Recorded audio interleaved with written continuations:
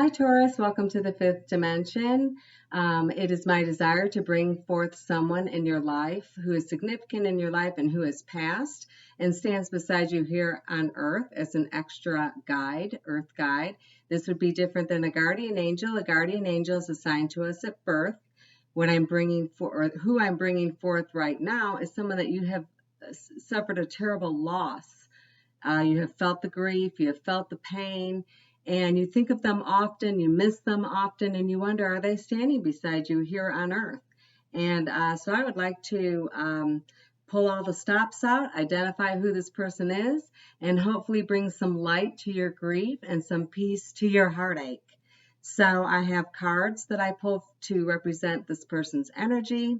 I bring forward letter cards to hopefully bring forth a name, initials, and number cards, which could represent or confirm for us the month of their birth, the month of their death, or their date, their birth date or their death date, or a date that you know is significant to them. Could be a wedding anniversary, could be the age they were at when they gave birth to children, if it's a female, etc. So I went ahead and prayed and meditated over everything, pulled all the cards so I don't have to waste your time. We can get right down to what we're here to do.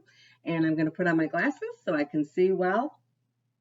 And actually, this is, I believe, possibly my third female that has come forward when I pray and ask for someone to come forward. That's just a coincidence. I will have children come forward. I will have men come forward. So it's just a coincidence that we've had a couple of beautiful ladies in a row here. But I want to tell you something a little bit about her. This woman, she might have been your aunt. I'm not even sure that she would have been your mother or grandmother because I don't know that she had any children. So she might be an aunt, she might be a sibling, but this is a female who lived her life fully and she was not able to have children.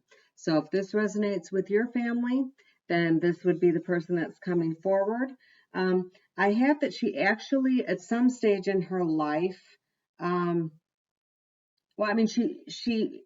she always had finances. She always was financially secure. I don't know if it was family money or where her money came from. I heard stock market. Maybe she played the stock market or someone did that for her, a relative of hers, and she inherited that. But she always had abundance. The one thing that she did not have was a child. She actually went to court to try to adopt a child, is what I'm getting. And it was a little boy. The other rub on that is that there is something, a girl toy by this little boy card that tells me maybe she was going to try to adopt a child and didn't know what sex that the child was going to be. But I would definitely, looking at this card, go with a boy that she was going to try to adopt. That did not work out for her. She was not able to do that. She felt really dark and dreary after that defeat. She felt like she had gloomy thoughts. She felt, honestly, on the verge of suicide. She felt suicidal. She prayed. She was a spiritual woman, and she prayed a lot about it. And she just felt like more or less she was stolen from, that this opportunity to have a child was more or less stolen from her. She did end up meeting her main person, her significant other. And actually, she met him. They went out a couple of times, and then she took on kind of a short illness, and it might have delayed things as far as them coming together. But they liked to stay home. They liked to play games. They were kind of homebodies. And eventually, she was successful in love. It just took her a little longer than the norm that we all believe we should do these things in order. She was late with all of these kind of things. And it was the devastation of the child, not having the child in her life that she wanted. Um, I have that she passed away at her home. And I got an intuitive hit that she actually worked the day that she passed.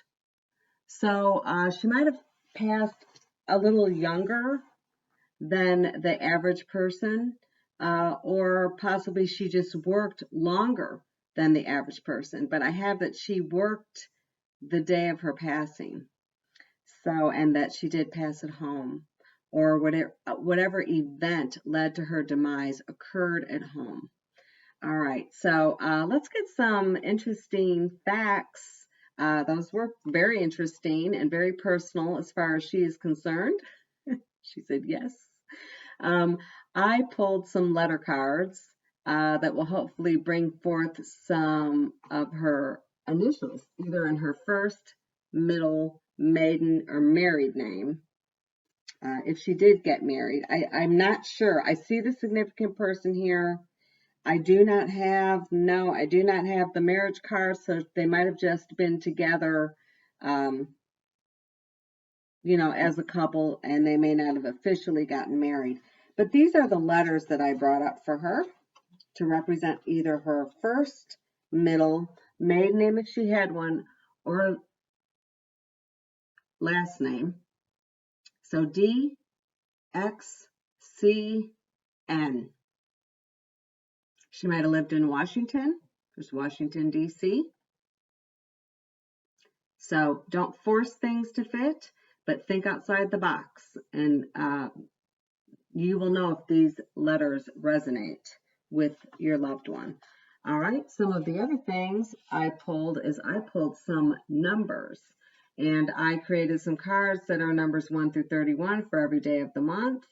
And I know all months don't have 31 days, but that's what I did. I went ahead and made these cards, and I asked the divine to please give us some numbers that are representative of this beautiful woman that's coming through. And I got 1, 5, 25, and 28. So that could be January or May, could be her birth month or death month. 25 and 28 can be either an age that a significant event happened in her life, or it could be January 25th, January 28th, or May 25th, or May 28th. All right. If that resonated with you. All right, I brought up some of her energy, and I really enjoyed it because she is a football fan, and I am too. So I first drew her favorite season, and it was fall, and then rightfully so, came out her, I have these cards that would make no sense to you, but I use them to kind of intuitively help me get her energy and her personality and her characteristics.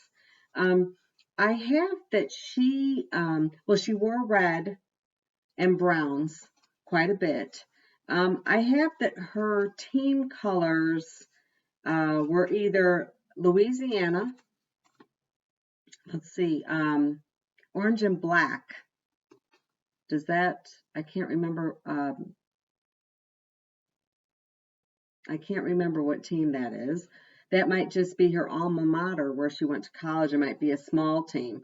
I have that she was buried in white. And it's funny too, because my last lady, same thing, buried in white. Most people nowadays are not being buried in anything formal. They aren't wearing formal attire when they are buried. Some of them are being buried in their casual clothes or how people remember them. And I think that's a beautiful thing too. She loved white. She wore a lot of white, and she was buried in white. All right, let's see. What else do I have for her? Okay, I wrote down some characteristics that I was receiving while I was shuffling these cards. So forgive me. I have a little card that I jotted down some notes. I have that she was someone who stepped outside of the boundaries.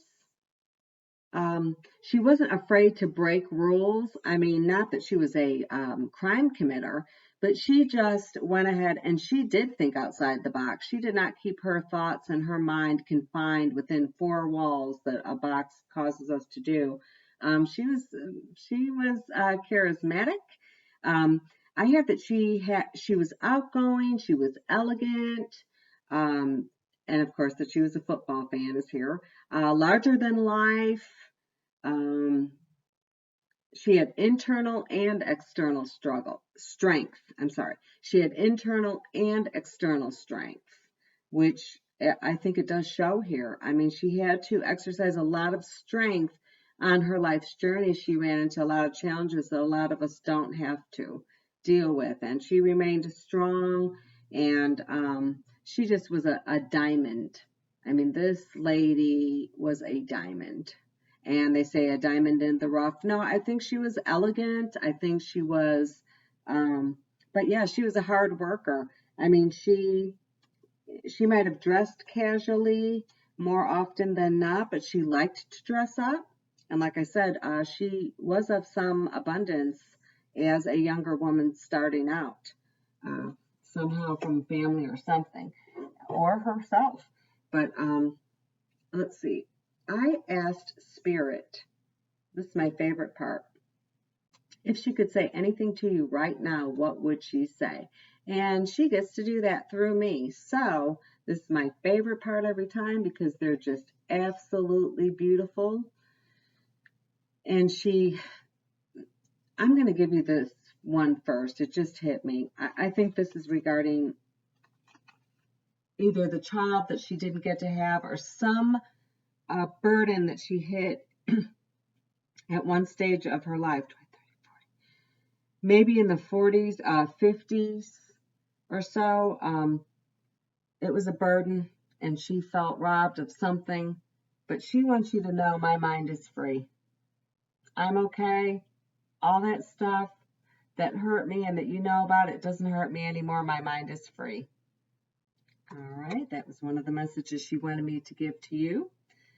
She also says, I have a new understanding, which I think also refers back to that time I was telling you about, that she felt so burdened. She wants you to know that she has a new understanding now and she does not feel that same burden any longer. So do not feel it for her. Do not worry about it. She has let it go. She wants you to know that she likes the pictures and things that you put up of her, and to please remember me by happy memories we created. And I see a woman with a child. Maybe she loved your child as her own, or she was a great auntie, great sister, great aunt to your child. And then last but not least, I send you loving signs through nature. So when you see the cardinals and the butterflies, like we all do, and we think, oh my gosh, is that my loved one? It is. This is how they speak to us. This is not cliche.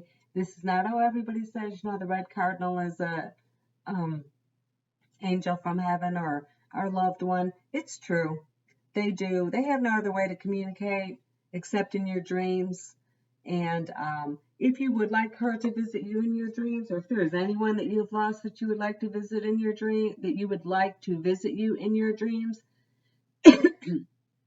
lay in bed for about 30 minutes before you feel like you're going to fall asleep. Pray and meditate and ask for that person to come into your dreams. It is amazing how well it works.